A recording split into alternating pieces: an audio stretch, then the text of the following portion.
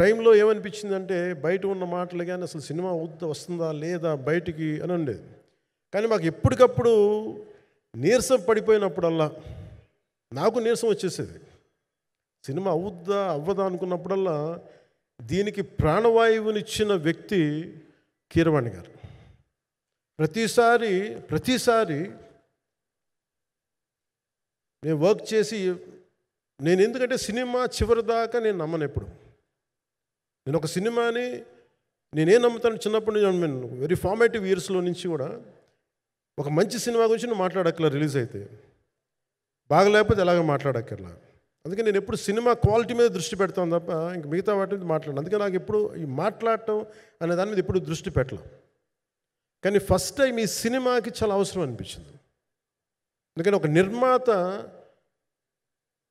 నిర్మాతలు కనుమరుగవుతున్న ఈ సమయంలో ఒక బలమైన సినిమా తీసి ఒడిదుడుకుల్ని తట్టుకోగలిగి ఒక నిర్మాత కనుమరుగవ్వకూడదు.